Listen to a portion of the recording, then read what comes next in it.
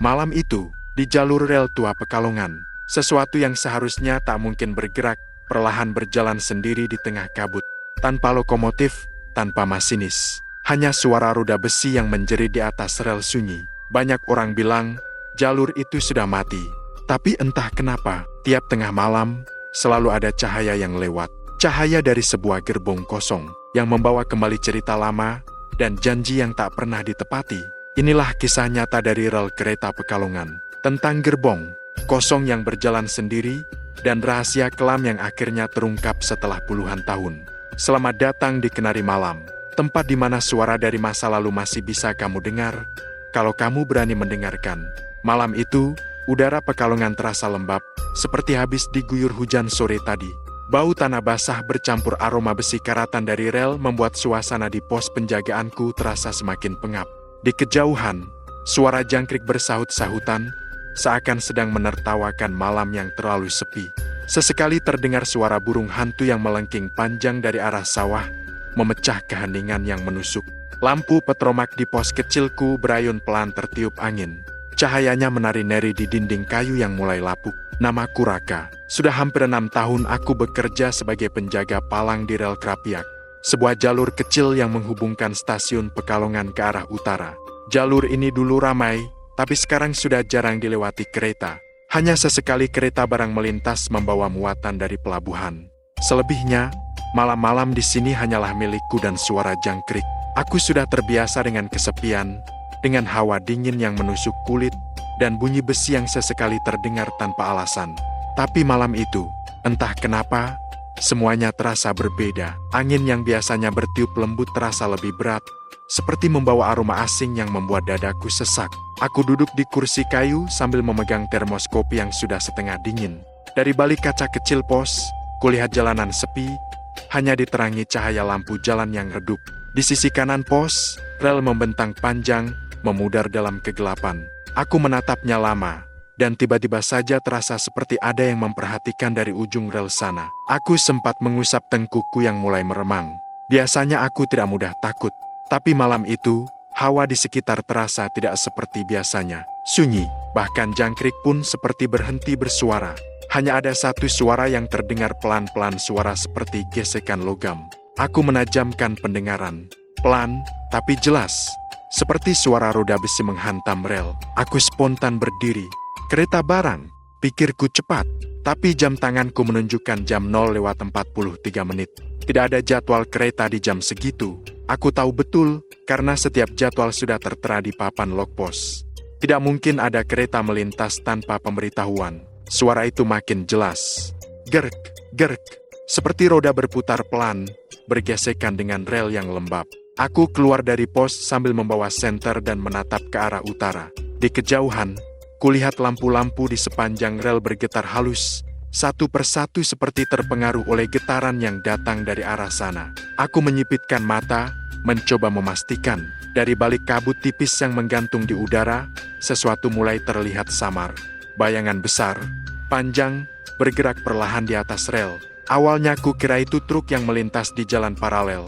Tapi jalan itu kosong, dan bayangan itu semakin lama semakin jelas. Sebuah gerbong, aku menahan napas.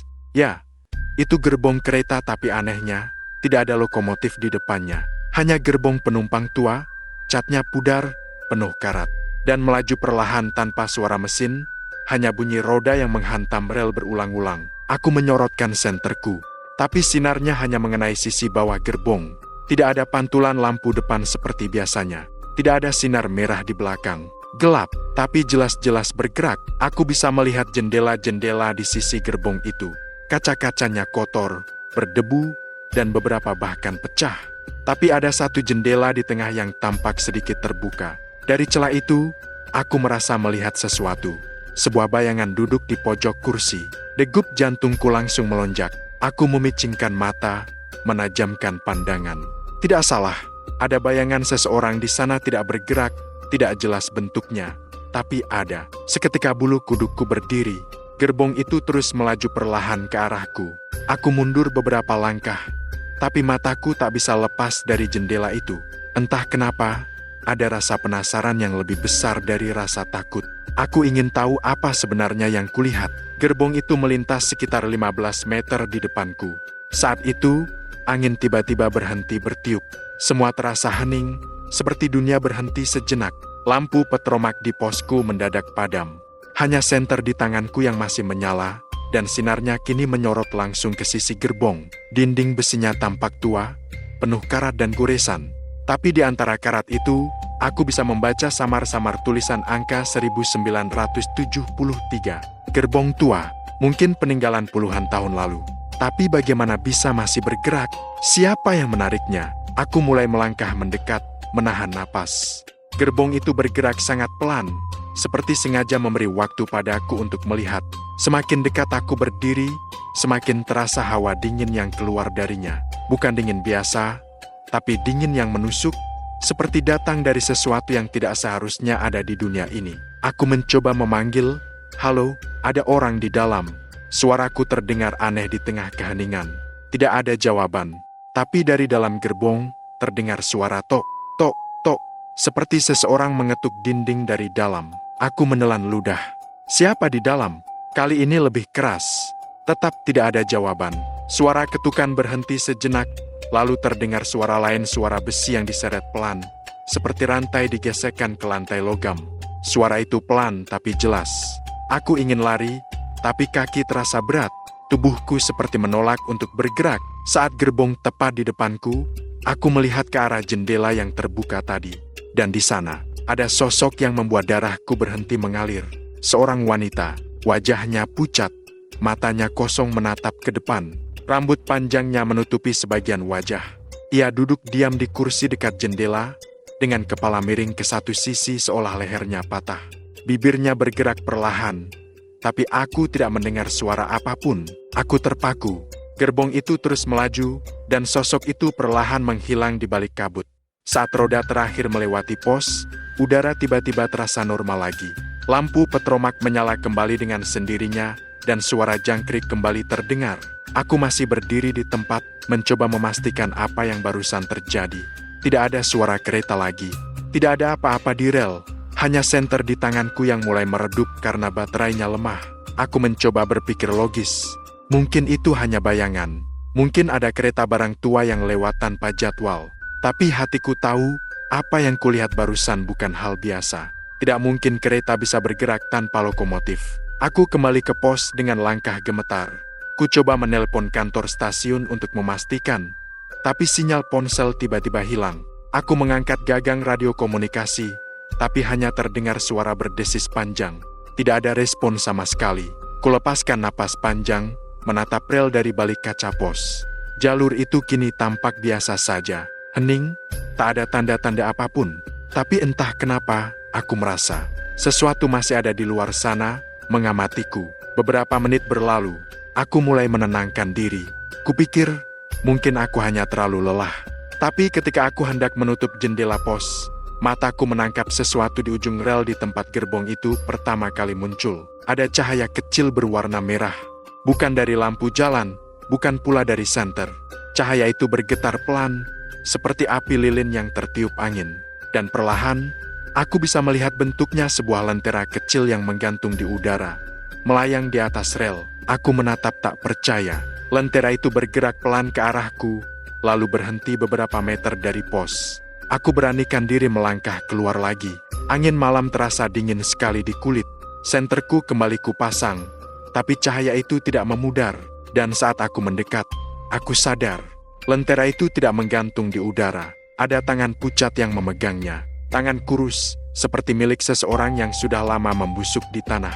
Tangan itu muncul dari sisi gerbong yang tak lagi ada di sana. Aku tersentak mundur, tapi tangan itu menghilang bersama lentera yang padam seketika.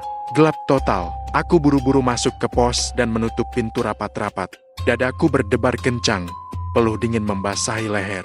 Aku menatap jam di dinding, 01,02. Hanya selisih beberapa menit sejak semuanya terjadi. Tapi rasanya seperti berjam-jam. Sepanjang malam itu, aku tidak bisa tidur. Setiap kali aku memejamkan mata, suara tok, tok, tok, seperti mengetuk kembali dari luar pos. Aku berusaha menenangkan diri dengan membaca doa. Tapi ketukan itu tidak berhenti sampai menjelang subuh. Ketika matahari akhirnya terbit, aku keluar dengan langkah gemetar. Di rel depan pos, kulihat jejak kaki basah, berjalan menjauh ke arah utara, menuju tikungan di mana gerbong itu pertama kali muncul. Jejak itu hanya satu arah, dan berakhir begitu saja di tengah rel. Tidak ada bekas putar balik, tidak ada tanda-tanda manusia. Aku berdiri lama di situ, memandangi rel yang kini diterangi sinar pagi. Suara burung mulai terdengar, seakan menertawakan ketakutanku. Tapi jauh di dalam hati, aku tahu, malam itu bukan mimpi. Sesuatu memang lewat di rel itu, dan entah kenapa, aku merasa itu belum selesai. Sejak malam itu, aku tidak bisa berhenti memikirkan gerbong aneh yang melintas tanpa lokomotif. Setiap kali aku memejamkan mata, bayangan wanita berwajah pucat di jendela itu selalu muncul. Aku bahkan masih ingat jelas bagaimana matanya menatap ke arahku kosong, tapi seperti menyimpan sesuatu yang ingin disampaikan. Pagi hari di pos terasa berbeda. Burung-burung berkicau, matahari bersinar terang, tapi suasana tetap terasa berat. Biasanya setelah malam panjang, aku bisa menikmati segelas kopi sambil menunggu pergantian shift. Tapi kali ini, bahkan aroma kopi pun tak bisa mengusir rasa dingin yang masih menempel di kulitku. Sekitar jam 8, datanglah Pak Roni, kepala jaga yang sudah lebih dari 20 tahun kerja di rel ini. Ia melihat wajahku yang pucat dan langsung bertanya, "Kamu kenapa?" "Rak, kelihatan kayak belum tidur." Aku ragu-ragu sejenak, tapi akhirnya kuputuskan untuk bercerita. "Pak, tadi malam saya lihat kereta lewat, tapi cuma gerbongnya aja. Gak ada lokomotif, gak ada masinis. Jalan sendiri." Pak Roni tertawa kecil. "Halah, mungkin kamu ngantuk." "Rak, kadang kalau begadang terus, suka halu. Lagian rel ini udah jarang dipakai. Gak mungkin ada kereta lewat jam segitu. Tapi saya lihat sendiri, Pak, jelas banget. Bahkan ada orang di dalamnya, duduk di pojokan." Tawa Pak Roni langsung berhenti. Ekspresinya berubah sedikit tegang, tapi dia cepat menutupi. Udah, gak usah dibawa serius. Kadang rel tua suka bunyi sendiri kalau kena angin malam. Lagian, siapa juga yang mau bawa gerbong tua malam-malam gitu?" Dia menepuk bahuku, lalu pergi mengecek sisi lain lintasan. Tapi dari sorot matanya tadi, aku bisa tahu dia sebenarnya tahu sesuatu. Setelah Pak Roni pergi, aku duduk sendirian di pos sambil memandangi rel. Siang hari membuat semuanya tampak biasa saja. Tidak ada kabut, tidak ada bayangan, tidak ada lentera. Tapi entah kenapa, di siang seterang ini pun, aku masih merasa seperti sedang diawasi. Menjelang sore, aku memutuskan untuk memastikan sendiri. Aku berjalan menyusuri rel ke arah utara, menuju tikungan di mana semalam gerbong itu pertama kali muncul. Jalan di sisi rel sepi. Di kiri kanannya ada sawah dan semak belukar yang tinggi. Udara terasa lebih panas. Tapi di antara desir angin, aku kadang mendengar suara samar seperti suara logam beradu pelan. Setelah berjalan sekitar 15 menit, aku sampai di tikungan kecil dekat jembatan tua. Dari sinilah biasanya kereta akan tampak pertama kali kalau datang dari utara.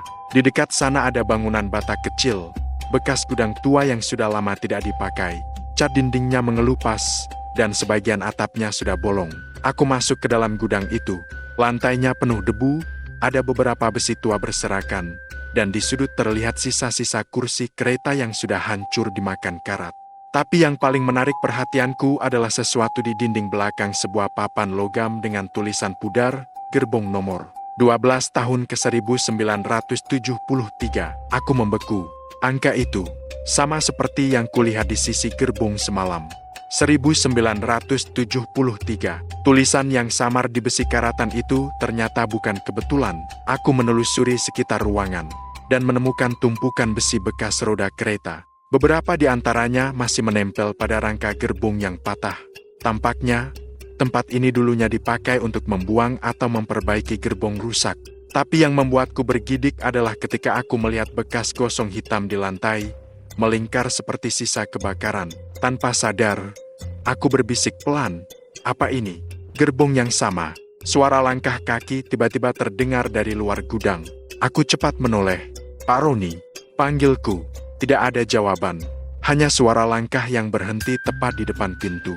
Aku berjalan pelan ke arah pintu sambil menyorotkan senter, tapi tidak ada siapapun di luar. Hanya sawah, angin, dan suara bambu bergesekan. Tapi di tanah, tepat di depan pintu, ada jejak kaki, basah, kecil, seperti milik anak kecil, mengarah masuk ke gudang. Aku langsung menoleh ke belakang, tapi ruangan itu kosong. Tidak ada siapapun. Seketika udara jadi dingin sekali. Senterku bergetar di tangan. Lalu dari dalam gudang terdengar suara pelan, suara besi digesek, seperti roda berputar pelan di atas rel. Aku menelan ludah. Suara itu makin lama makin dekat, padahal tidak ada rel di dalam sini. Aku mundur perlahan, tapi langkahku terasa berat. Cahaya senter mulai bergetar, lalu padam tiba-tiba. Gelap total. Dalam kegelapan itu, terdengar suara kecil, seperti anak kecil berbisik, "Bapak, jangan biarin aku ketinggalan lagi." Aku langsung lari keluar, menabrak pintu kayu sampai terhempas ke tanah. Napasku terengah-engah, jantungku berdebar seperti mau copot. Tapi saat kulihat ke arah gudang, semuanya hening kembali. Tidak ada suara, tidak ada bayangan, hanya pintu yang bergoyang pelan ditiup angin. Aku memutuskan untuk kembali ke pos. Tapi saat aku menatap ke arah rel, aku melihat sesuatu yang membuat langkahku terhenti. Di kejauhan, di ujung rel utara, ada gerbong itu lagi. Diam di tempat, tidak bergerak, tapi nyata di sana. Aku tidak tahu harus lari atau tetap berdiri. Gerbong itu tampak lebih jelas di bawah sinar matahari sore. Catnya mengelupas, jendelanya pecah, tapi di balik kaca pecah itu aku bisa melihat kursi penumpang yang diselimuti debu. Dan, lagi-lagi, ada bayangan seseorang duduk di pojokan. Aku tidak mendekat kali ini. Aku hanya berdiri, menatap dari jauh. Angin berhenti lagi. Udara terasa berat. Dan ketika aku mengedipkan mata satu kali, gerbong itu sudah hilang. Seolah-olah tidak pernah ada di sana. Aku berlari secepat mungkin kembali ke pos. Saat tiba, Pak Roni sudah duduk di kursi, menatapku dengan wajah bingung. "Kamu dari mana aja, Rak?" "Dicariin dari tadi." Aku tidak menjawab. Aku hanya duduk diam, berusaha menenangkan diri. Tapi dari raut wajahku, Pak Roni pasti tahu aku baru saja melihat sesuatu. Ia menghela napas panjang, lalu berkata pelan, "Jangan terlalu lama di utara, Rak. Di sana, memang ada yang aneh." Aku menatapnya dalam-dalam. "Pak tahu sesuatu, kan?" Ia terdiam lama, lalu hanya menjawab singkat, "Nanti malam jangan sendirian di pos. Kalau kamu dengar suara kereta lewat, jangan keluar. Apapun yang kamu dengar, jangan keluar." Setelah mengatakan itu, Pak Roni pergi begitu saja meninggalkan aku yang semakin bingung dan ketakutan. Kata-katanya berputar-putar di kepalaku sepanjang sore. Jangan keluar kalau dengar suara kereta. Malam pun datang. Angin dari arah sawah membawa aroma basah dan dingin yang lebih menusuk dari biasanya. Aku duduk di pos sambil menatap jam dinding. Jarumnya bergerak pelan menuju pukul 12 malam. Semuanya sunyi. Tak ada suara jangkrik, tak ada hembusan angin. Tapi pelan-pelan, dari arah utara, terdengar lagi suara yang sama, suara roda besi menghantam rel. Aku mematung. Senter sudah di tangan, tapi kata-kata Pak Roni menggema di kepalaku. "Jangan keluar, jangan keluar." Tapi rasa penasaran lebih kuat. Aku ingin tahu, apakah yang kulihat semalam hanya khayalan, atau memang ada sesuatu yang nyata di luar sana. Suara itu makin dekat. Gerk, gerk, gerk. Aku mendekat ke jendela pos, menyingkap tirai sedikit. Dari celah kecil itu, kulihat kabut mulai turun di sepanjang rel. Di tengah kabut, lampu-lampu jalan bergetar pelan seperti semalam. Dan lalu, dari balik kabut itu, perlahan muncul bentuk yang tak asing, gerbong kosong itu lagi. Tapi kali ini, gerbong itu berhenti, tepat di depan posku. Tidak bergerak sama sekali. Dari jendela yang pecah di sisi kanan, aku bisa melihat kursi di dalamnya. Kosong. Tapi kemudian, kursi itu berderit pelan. Seperti ada yang duduk di sana. Aku terpaku. Dari dalam gerbong terdengar suara ketukan logam. Tok, tok, tok. Disusul dengan suara yang sangat pelan, hampir seperti bisikan. "Buka pintunya." Aku ketinggalan. Tanganku gemetar hebat. Senter di tanganku jatuh ke lantai. Dan saat aku menunduk mengambilnya, suara pintu gerbong itu terbuka sendiri dengan bunyi seret panjang. Dari celah pintu, keluar angin dingin yang membuat kulitku seperti terbakar es. Dan di tengah kabut, kulihat bayangan wanita itu lagi. Kali ini, ia tidak duduk di dalam gerbong. Ia berdiri di pintu, menatap ke arah posku dengan mata kosong, lalu perlahan mengangkat tangannya, dan menunjuk ke arahku. Malam itu terasa lebih dingin dari biasanya. Udara di sekitar pos seperti membeku, diam, dan sunyi. Hanya suara detak jam di dinding yang terdengar samar di antara jantungku yang berdebar cepat. Aku berdiri kaku di depan jendela, menatap sosok wanita yang kini berdiri di pintu gerbong tua itu. Wajahnya pucat keabu-abuan, rambutnya panjang acak-acakan menutupi sebagian pipinya. Pakaiannya lusuh, seperti seragam penumpang zaman dulu, mungkin dari tahun 70-an. Tangannya terangkat pelan, jari-jarinya kurus panjang, menunjuk tepat ke arahku. Tidak ada suara, tapi aku bisa merasakan suaranya, seperti berbisik langsung di kepalaku. Jangan biarkan aku ketinggalan lagi. Tubuhku menegang. Aku mundur beberapa langkah tanpa sadar. Setiap kali aku memundurkan kaki, bayangan wanita itu tampak semakin jelas. Gerbong di belakangnya bergetar pelan, seperti ditiup angin dari dalam. Lalu perlahan, dari balik kabut, tampak bayangan lain muncul di jendela-jendela gerbong.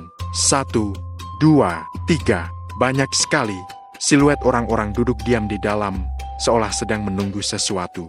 Tapi mereka tidak bergerak, tidak bernapas, tidak hidup. Lampu pos tiba-tiba padam. Gelap gulita. Aku tersentak, berlari mencari senter yang tadi jatuh. Saat senter menyala lagi, aku langsung menyorot ke arah luar dan gerbong itu sudah tidak ada. Kabut pun ikut menghilang, seperti tersedot oleh kegelapan. Hanya rel kosong yang memantulkan sedikit cahaya bulan. Aku terdiam, nafasku tersengal. Tapi tiba-tiba, tok tok tok, ada yang mengetuk pintu pos dari luar. Perlahan, suara itu berganti jadi lebih keras. Tok tok tok, aku membeku. "Pak Roni?" tanyaku dengan suara gemetar. Tak ada jawaban. Aku memberanikan diri mendekati pintu.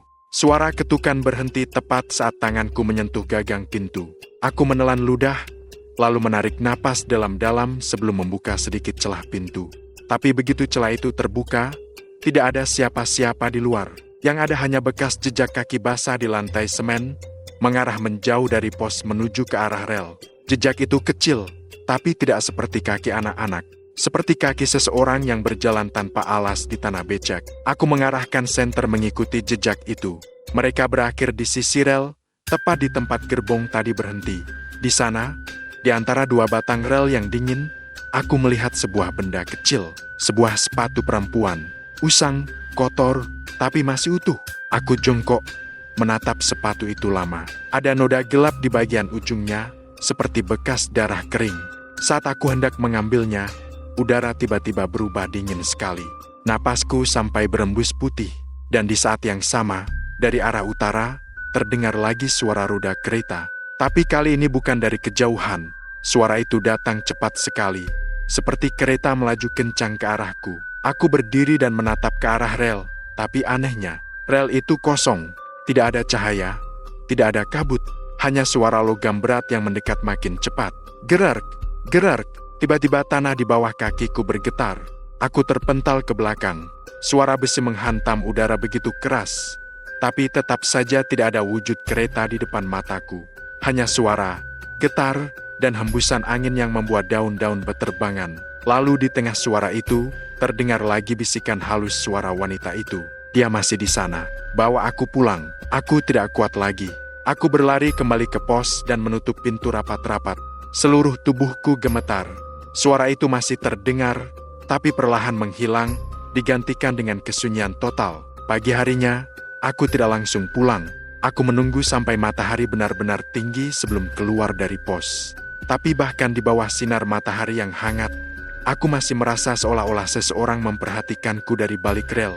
Siangnya, aku menemui Pak Roni di rumahnya. Ia terlihat sedang memperbaiki sepeda motor di halaman, tapi ekspresinya langsung berubah saat melihat wajahku. "Kamu ngelihat lagi?" "Ya," katanya tanpa aku sempat bicara. Aku hanya mengangguk pelan. "Gerbong itu datang lagi, Pak, dan ada wanita di pintunya. Dia ngomong sesuatu, kayak minta dibawa pulang." Pak Roni berhenti bekerja. Ia menatap kosong ke arah rel di kejauhan. "Kamu tahu, Rak, dulu di rel itu pernah ada kecelakaan besar. Tahun 73, gerbong terakhir nomor 12 terbakar di tengah perjalanan. Banyak penumpang yang gak sempat keluar. Aku tercekat. Tahun 73, nomor 12. Sama persis dengan tulisan di gudang tua itu. Yang aneh, lanjutnya pelan. Waktu tim penyelamat datang, mereka cuma nemuin 12 jasad. Padahal di daftar penumpang ada 13 nama. Satu orang nggak pernah ditemukan. Katanya perempuan muda, duduk di kursi paling belakang. Dan setiap beberapa tahun sekali, gerbong itu suka muncul sendiri. Aku mendengarkan dalam diam, bulu kudukku berdiri semua. Jadi yang saya lihat itu, Pak Roni mengangguk pelan. Mungkin dia, penumpang terakhir yang nggak pernah sampai rumah. Kami terdiam lama, hanya suara angin sore yang lewat di sela pohon bambu. Sore itu aku memutuskan untuk tidak kembali berjaga malam. Tapi rasa penasaran mengalahkan rasa takut. Aku ingin tahu, siapa sebenarnya wanita itu? Kenapa dia selalu muncul di depan posku? Malam berikutnya, aku kembali ke pos, membawa kamera kecil dan perekam suara. Aku ingin merekam apapun yang terjadi, agar aku tahu aku tidak gila. Jam menunjukkan pukul 11 lewat 15 menit saat udara mulai berubah dingin lagi.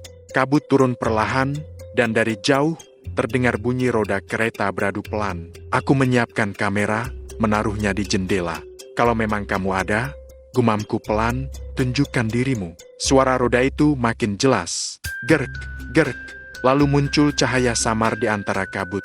Bentuk gerbong itu terlihat lagi, perlahan mendekat. Tapi kali ini, gerbong itu tidak berjalan di atas rel. Ia seperti melayang beberapa senti di atas tanah, tanpa suara, tanpa gemetar. Pintu gerbong terbuka sendiri, dan di sana wanita itu berdiri lagi. Tapi sekarang wajahnya lebih jelas. Matanya kosong, tapi di pipinya ada bekas hitam gosong. Rambutnya terbakar sebagian, dan di tangan kirinya ia masih menggenggam sesuatu sepatu yang sama seperti yang kutemukan semalam.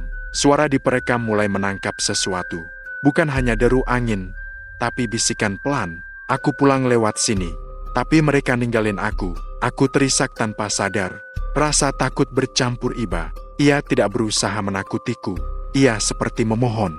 Siapa yang ninggalin kamu? Tanyaku spontan. Wanita itu menatapku lama. Lalu menunjuk ke arah utara arah gudang tua tempatku menemukan papan bertuliskan gerbong nomor ke-12. Aku tahu, dia ingin aku ke sana. Sebelum sempat berpikir lebih jauh, sosok itu perlahan mundur ke dalam gerbong. Lalu gerbong itu mulai berjalan sendiri ke arah utara, menembus kabut dan menghilang dalam diam. Aku tidak bisa tidur malam itu. Pikiranku penuh dengan tatapan matanya yang kosong, tapi juga penuh kesedihan. Ia tidak ingin menakut-nakuti, ia hanya ingin ditemukan. Esoknya, aku berangkat ke arah utara dengan hati-hati. Saat tiba di dekat gudang tua itu, aku melihat sesuatu yang baru. Tanah di belakang gudang tampak tergali sebagian, seperti bekas lubang lama yang tertimbun setengah. Aku mendekat, dan di sanalah aku menemukan sesuatu yang membuat napasku tercekat. Sebuah kerangka manusia kecil, dengan serpihan kain seragam penumpang kereta tua yang sudah hancur. Di sampingnya, sepasang sepatu yang sama persis dengan yang kulihat di tangan wanita itu. Di saat itu juga, angin berhembus lembut melewati wajahku. Udara yang tadinya panas mendadak terasa sejuk, seperti seseorang berbisik pelan di telingaku. Terima kasih, aku menoleh. Tapi tidak ada siapapun di sana. Hanya cahaya matahari sore yang menembus sela-sela atap gudang, menyinari tulang belulang itu dengan hangat. Aku berdiri lama di situ, tanpa suara. Mungkin, malam ini, gerbong itu tak akan lewat lagi. Tapi entah kenapa, di kejauhan, aku masih bisa mendengar samar suara roda kereta bergesek di rel. Lembut sekali, nyaris seperti nyanyian perpisahan. Sejak aku menemukan kerangka itu di belakang gudang tua, pikiranku tidak pernah tenang. Setiap kali aku mencoba tidur, bayangan wanita bergaun lusuh itu selalu muncul di benakku. Wajahnya yang kosong tapi penuh duka. Tatapan matanya yang seperti memohon sesuatu, semua itu menempel kuat di kepalaku. Sudah seminggu aku tidak berjaga malam di pos. Tapi rasa penasaran itu tidak mau pergi. Setiap malam menjelang pukul 12, aku masih bisa mendengar dari kejauhan suara roda besi bergesek di rel. Kadang hanya samar, kadang terdengar jelas seperti lewat di depan rumah. Aku pikir semuanya akan selesai setelah aku menemukan jasadnya. Tapi ternyata tidak. Sesuatu masih tertinggal. Sesuatu yang belum selesai. Suatu sore, Pak Roni datang ke rumah. Wajahnya terlihat lebih tua dari terakhir kali kulihat. Ia duduk di kursi rotan depan rumahku, menatap kosong ke arah sawah. Kamu udah tahu, ya, Rak? Suaranya berat, serak. Aku menatapnya bingung. Tahu apa, Pak? Tentang yang ada di gerbong itu. Aku diam, tidak langsung menjawab. Kalau Bapak maksud perempuan itu, iya, aku melihatnya. Bahkan sampai sekarang, aku masih dengar suaranya kadang. Pak Roni menarik napas panjang. Aku juga pernah, Rak, dulu, waktu aku masih muda, aku juga pernah jaga di pos yang sama. Aku menoleh kaget. Serius, Pak, tapi kenapa Bapak nggak pernah cerita? Ia memejamkan mata sebentar, lalu mulai bercerita pelan. Malam itu, kira-kira 30 tahun lalu, aku masih jadi penjaga rel baru. Waktu itu jalur Krapia ke stasiun lama masih aktif, tapi udah jarang dilewati. Jam 12 lewat dikit, aku dengar suara kereta dari arah utara. Aku pikir kereta barang, jadi aku siap nutup palang. Tapi yang datang, cuma satu gerbong. Aku menatapnya tanpa berkedip. Ceritanya sama persis seperti yang kualami. Gerbong itu kosong, Rak. Lanjutnya pelan. Tapi waktu lewat di depan pos, aku lihat bayangan perempuan di jendela. Rambutnya panjang, matanya kosong. Dia nunduk, kayak nunggu sesuatu. Aku takut, tapi juga kasihan. Jadi aku lari ke arah rel, coba ngejar. Tapi waktu sampai di tikungan, gerbong itu hilang begitu aja. Ia berhenti sebentar, menelan ludah. Besok paginya, aku lapor ke kantor stasiun. Tapi mereka cuma bilang itu halusinasi, katanya aku kecapekan. Aku sempat percaya, sampai aku nemu sepatu perempuan di dekat rel. Sepatu itu masih ada di rumahku. Rak, aku langsung merinding. Sepatu sebelah kiri, Pak Roni menatapku lama. Iya, dari mana kamu tahu? Aku tidak menjawab. Aku hanya bisa menunduk, karena aku tahu sepatu sebelah kanannya ada di rumahku. Kami berdua terdiam cukup lama. Angin sore berembus pelan, membawa aroma tanah basah dan suara burung sore di kejauhan. Aku nggak tahu siapa dia waktu itu, lanjut Pak Roni lirih. Tapi ada kabar, dulu di kecelakaan tahun 73 itu, ada seorang perempuan muda dan anak kecil yang hilang. Mungkin salah satunya masih terjebak di situ, dan aku rasa, kamu yang dia pilih untuk bantu dia pulang. Aku menelan ludah. Kenapa aku, Pak? Ia menatapku dalam. Karena kamu orang pertama yang gak lari. Malamnya aku tidak bisa tidur. Aku duduk di teras rumah, menatap ke arah rel yang terlihat samar di kejauhan. Bulan separuh menggantung di langit, dan udara malam mulai terasa lembab. Aku memegang sepatu yang dulu kutemukan di sisi rel, memutar-mutar sambil berpikir. Kalimat Pak Roni terus terngiang di kepalaku, mungkin dia masih terjebak di situ. Kalau benar begitu, mungkin jasad yang kutemukan di belakang gudang itu bukan miliknya. Mungkin dia masih mencari seseorang. Aku memutuskan kembali ke sana. Setelah lewat tengah malam, aku berjalan pelan melewati jalan setapak di antara sawah menuju gudang tua itu. Suara air mengalir di parit kecil terdengar pelan, bercampur dengan suara malam yang sunyi. Di kejauhan, samar-samar mulai terdengar derit besi yang saling bergasak. Suara roda kereta. Aku mematikan senter, lalu berjalan lebih cepat. Udara di sekitar mulai berubah dingin. Kabut muncul dari arah rel, perlahan menutupi pandanganku. Saat sampai di dekat gudang, aku melihat cahaya samar di ujung rel. Gerbong itu datang lagi. Tapi kali ini, ia tidak meluncur cepat. Ia berhenti perlahan di depan gudang, seperti menungguku. Lampu kecil di dalamnya berkedip pelan, dan dari balik jendela, aku bisa melihat siluet seseorang berdiri di dalam. Aku menatap lurus ke arahnya. Kalau kamu memang butuh bantuan, aku di sini, kataku pelan. Pintu gerbong berderi terbuka perlahan. Angin dingin keluar dari dalamnya, membuat kulitku menggigil. Dan di ambang pintu, sosok perempuan itu berdiri lagi.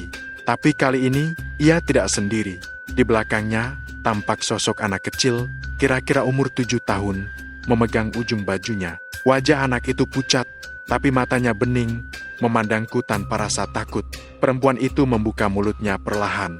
Suaranya terdengar seperti hembusan angin. Dia belum pulang. Aku menatap anak kecil di belakangnya. Dia anakmu. Wanita itu mengangguk pelan. Air matanya menetes, meski wajahnya kaku dan dingin. Ia menunjuk ke arah tanah di belakang gudang, tempat aku menemukan kerangka kecil itu. Aku mendekat, menatap tanah itu lama. Aku tahu, itu jasad anaknya. Tapi kenapa dia masih di sini? Tiba-tiba, suara gemuruh datang dari arah utara. Udara bergetar, dan aku melihat cahaya terang seperti api muncul di kejauhan. Suara besi beradu keras sekali, dan aku bisa mencium bau gosong yang tajam, bau besi terbakar. Sama persis seperti yang diceritakan orang-orang tentang kecelakaan dulu. Gerbong di depanku bergetar. dan dari arah dalamnya terdengar suara teriakan banyak orang. Seperti mereka hidup kembali untuk mengulang detik-detik terakhir mereka. Aku menutup telinga, tapi suara itu menembus kepalaku. Suara jeritan, tangisan, dan dentuman keras seolah-olah malam itu kembali terjadi di hadapanku. Lalu, semuanya berhenti. Ketika aku membuka mata, sosok wanita itu sudah tidak ada. Hanya anak kecil itu yang masih berdiri, menatapku lama, lalu tersenyum tipis. Ia berbalik perlahan, berjalan menuju pintu gerbong. Saat ia melangkah masuk, gerbong itu perlahan memudar, ditelan kabut tebal, hingga benar-benar hilang. Aku berdiri lama di sana, hanya terdengar suara malam yang kembali normal. Tidak ada suara besi, tidak ada cahaya, hanya udara lembab dan sisa embun yang turun dari daun-daun pohon pisang di pinggir rel. Di tanah tempat anak itu berdiri, kini hanya tersisa satu benda kecil, sepasang sepatu yang lengkap. Kiri dan kanan, aku memungutnya perlahan. Di bawah cahaya bulan, aku bisa melihat huruf-huruf kecil di bagian dalamnya. Inisial S, R. Aku tidak tahu siapa dia. Tapi malam itu aku tahu satu hal, kereta arwah itu akhirnya berhenti karena penumpangnya sudah lengkap. Dan sejak malam itu, tak ada lagi yang mendengar suara gerbong berjalan sendiri di rel Krapiak. Tapi anehnya, kadang saat aku lewat sana di malam hari, aku masih bisa mencium bau besi terbakar. Dan mendengar suara lembut seorang perempuan berbisik pelan di telingaku. Terima kasih, Raka. Sudah hampir 2 minggu sejak malam terakhir aku melihat gerbong itu. Segalanya terasa lebih tenang sekarang. Tidak ada lagi suara roda besi di tengah malam. Tidak ada lagi bayangan di jendela pos. Bahkan udara di sekitar rel pun terasa lebih hangat. Tidak sepekat dulu. Tapi ketenangan itu tidak benar-benar membuatku lega. Ada sesuatu yang tertinggal di pikiranku. Entah kenapa, setiap malam menjelang dini hari, aku selalu bermimpi hal yang sama. Aku berdiri di tepi rel, menatap gerbong kosong yang berjalan sendiri. Dan dari dalamnya terdengar suara perempuan yang memanggil namaku dengan lembut. Raka, pulangkan aku sepenuhnya. Suara itu tidak seperti arwah penasaran yang menyeramkan. Nada suaranya pelan, seolah seseorang yang belum bisa beristirahat. Tapi semakin sering aku mendengar mimpi itu, semakin berat rasanya tidur. Setiap kali aku terbangun, keringat dingin membasahi tubuhku, dan jantungku berdetak cepat seolah baru lari jauh. Suatu malam, aku tidak tahan lagi. Aku duduk di teras rumah dengan secangkir kopi yang sudah dingin. Lampu di langit-langit hanya redup kecil, sementara suara jangkrik terdengar di kejauhan. Aku mencoba menenangkan pikiran, tapi entah kenapa angin malam terasa berbeda. Ada aroma besi terbakar yang samar, aroma yang sudah sangat kukenal. Aku menatap ke arah rel di kejauhan. Di sana, samar-samar, tampak cahaya kecil yang bergerak pelan. Aku tahu itu bukan lampu kendaraan. Itu datang dari arah utara. Tanpa berpikir panjang, aku mengambil senter dan berjalan keluar. Langkahku terasa berat, tapi rasa penasaran mendorongku maju. Aku berjalan melewati jalan setapak. Rumput-rumput basah menempel di kakiku. Saat sampai di dekat rel, angin bertiup kencang, membuat pepohonan bergoyang. Kabut mulai turun perlahan, menutupi sebagian pandangan. Dan di tengah kabut itu, aku melihat sesuatu yang membuat jantungku berhenti sejenak. Di atas rel, berdiri sosok perempuan bergaun putih, sama seperti yang dulu. Tapi kali ini, wajahnya jauh lebih jelas. Ia menatapku dari kejauhan, lalu tersenyum tipis. Di tangannya ada sebuah foto lama yang tampak pudar dimakan waktu. Aku mendekat perlahan. Kamu mau apa lagi? Bukankah kamu sudah pulang? Tanyaku pelan. Wanita itu tidak menjawab. Ia hanya mengangkat foto itu, memperlihatkannya padaku. Dalam foto itu, tampak seorang laki-laki muda mengenakan seragam penjaga rel, berdiri bersama seorang perempuan berambut panjang yang sedang menggendong anak kecil. Mataku membesar. Laki-laki itu mirip sekali dengan kakekku. Aku menatap wajah perempuan itu lagi, mencoba mengingat-ingat. Kakekku dulu memang pernah bekerja di jalur rel Pekalongan, tapi ia meninggal muda karena kecelakaan kerja di tahun yang sama dengan tragedi kereta yang terbakar itu. Wanita di hadapanku menatapku lama, lalu bibirnya bergerak perlahan. Dia janji mau pulang, tapi dia nggak pernah datang. Aku mundur satu langkah. Kamu kenal kakekku? Dia mengangguk pelan, air matanya mulai menetes. Aku, istrinya. Dadaku serasa diremas. Semua darah di tubuhku seakan berhenti mengalir. Aku menatap lebih dekat, dan untuk pertama kalinya aku sadar ada kemiripan di wajahnya. Garis pipi, bentuk matanya, bahkan tatapan matanya. Seolah aku sedang melihat wajah keluargaku sendiri. "Jadi, kamu nenekku?" tanyaku pelan, suaraku bergetar. Wanita itu tersenyum samar, tapi senyum itu penuh luka. Aku menunggu dia menjemput, tapi yang datang hanya api. Air matanya jatuh satu persatu, tapi tidak pernah menyentuh tanah. Mereka menguap di udara dingin. Di belakangnya, kabut mulai berputar pelan, membentuk siluet gerbong. Suara roda besi terdengar samar, tapi tidak menakutkan seperti dulu. Lebih seperti nada perpisahan. Aku menunduk, berusaha menahan air mata. Semua potongan cerita mulai masuk akal. Mungkin selama ini, bukan hanya dia yang terjebak di antara dunia orang mati dan hidup, tapi juga kenangan keluargaku sendiri yang tertinggal di sana. Kalau begitu, apa yang harus aku lakukan? Tanyaku. Suaraku hampir tak terdengar. Ia mendekat pelan. Tangannya yang pucat menyentuh dadaku. Dingin sekali, tapi tidak menyakitkan. Bawa dia pulang. Dia masih menungguku di bawah. Aku tidak mengerti apa maksudnya, tapi dalam sekejap, pandanganku berubah gelap. Saat ku buka mata lagi, aku tidak sedang di dekat rel, melainkan di dalam sebuah ruangan tua yang gelap. Bau debu dan karat memenuhi hidungku. Aku mengenali tempat itu, gudang tua di sisi utara rel, tempat aku dulu menemukan tulang belulang anak kecil. Tapi sekarang suasananya berbeda. Lantai kayunya basah, dan di dinding tampak bercak-bercak hitam seperti bekas terbakar. Dari sudut ruangan, terdengar suara berderak. Aku menoleh, dan kulihat sosok laki-laki tua muncul dari kegelapan. Bajunya lusuh, topi penjaga relnya gosong sebagian, tapi wajahnya begitu familiar. Aku tahu siapa dia. Itu kakekku. Ia berjalan pelan ke arahku, lalu berhenti di depan pintu kayu yang separuh hancur. "Kamu udah nemuin dia, kan?" Suaranya pelan, tapi berat. Aku mengangguk. "Iya, kek." Tapi dia bilang masih menunggu. "Menunggu kamu?" Kakekku menunduk. Aku tahu, aku yang salah. Aku janji mau pulang malam itu, tapi malah jaga di sini. Aku dengar kabar gerbong itu kebakar, tapi aku nggak sempat nolong. Aku takut, takut ngelihat jasad mereka.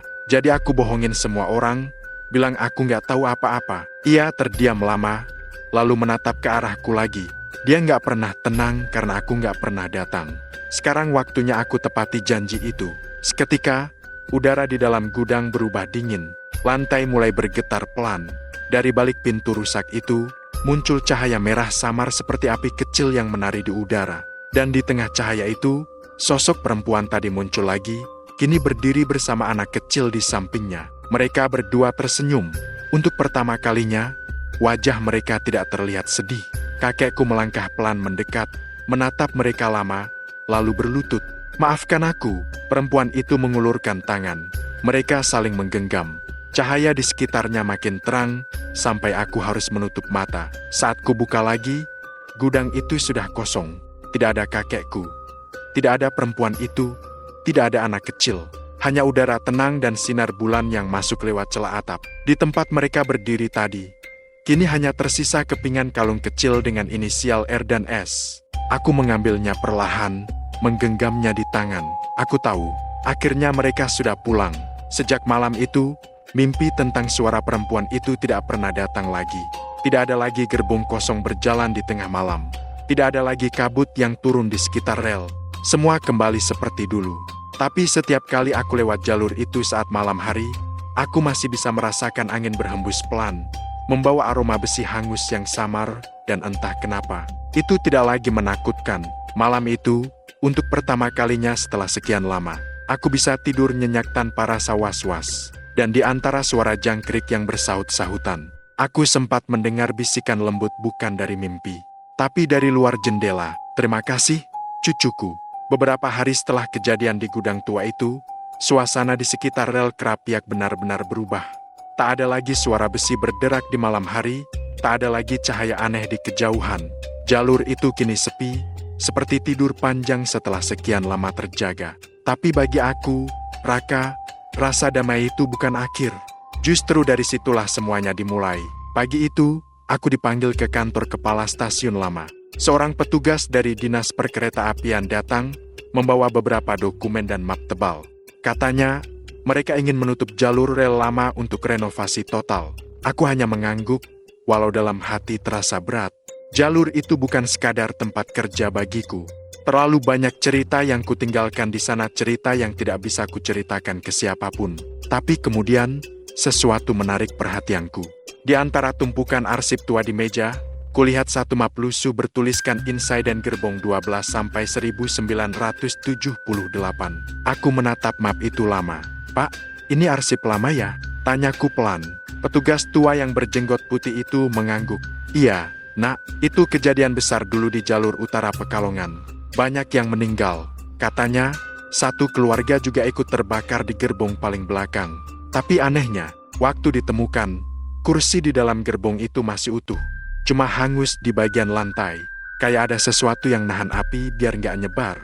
Aku terdiam. Jantungku berdetak makin cepat. Keluarga di gerbong paling belakang. Keluarga kecil yang dulu menunggu seseorang yang tak pernah datang. Aku tahu siapa mereka. Setelah petugas itu pergi, aku membuka map itu diam-diam. Di dalamnya, ada foto hitam putih, laporan investigasi, dan satu potongan catatan tangan. Aku membaca perlahan, dan setiap kalimat terasa seperti pisau kecil yang menusuk perlahan ke dada. Korban perempuan bernama Sari, ditemukan bersama anak laki-lakinya. Diduga menunggu suaminya yang bekerja sebagai penjaga rel malam itu. Api berasal dari percikan bara di lantai gerbong. Tidak ditemukan tanda-tanda mereka berusaha keluar. Ditemukan posisi berpelukan di kursi paling belakang. Tanganku bergetar. Air mataku jatuh begitu saja. Sari, nama itu sama seperti inisial di kalung yang kutemukan malam itu. Aku menutup map itu pelan dan keluar dari kantor. Udara Pekalongan pagi itu terasa lembab, tapi langit biru cerah. Jalur rel di kejauhan tampak berkilau terkena sinar matahari. Untuk pertama kalinya aku melihat rel itu bukan sebagai tempat kerja, tapi sebagai saksi bisu dari janji yang tak sempat ditepati. Malamnya, aku kembali ke rel untuk terakhir kali sebelum renovasi dimulai. Aku membawa bunga melati dan kalung yang dulu kutemukan di gudang. Lampu di pos sudah kupadamkan. Aku duduk di tepi rel, menatap panjang ke arah utara. Tempat gerbong kosong itu dulu muncul. Angin malam berhembus pelan, membawa aroma tanah basah dan rumput liar. Di kejauhan, suara jangkrik bersahut-sahutan, dan sesekali terdengar suara air dari sawah. Semua terasa tenang, tapi di balik ketenangan itu, aku tahu ada sesuatu yang datang dari arah utara. Samar-samar terdengar bunyi yang dulu sangat kukenal. Suara roda besi yang bergerak pelan di atas rel. Aku berdiri, lampu di sepanjang lintasan tiba-tiba menyala satu persatu, seolah menyambut sesuatu yang akan lewat. Dan di ujung sana, muncul cahaya redup kuning keemasan. Sebuah gerbong tua meluncur perlahan tanpa lokomotif. Gerbong nomor ke-12. Aku tidak takut, aku malah tersenyum. Gerbong itu berhenti tepat di depanku. Tidak menimbulkan suara apapun. Hanya hembusan angin yang lembut menyentuh wajah. Pintu gerbong terbuka pelan, dan dari dalamnya keluar sosok perempuan bergaun putih dan anak kecil yang memegang tangan ibunya. Mereka tersenyum ke arahku, wajah mereka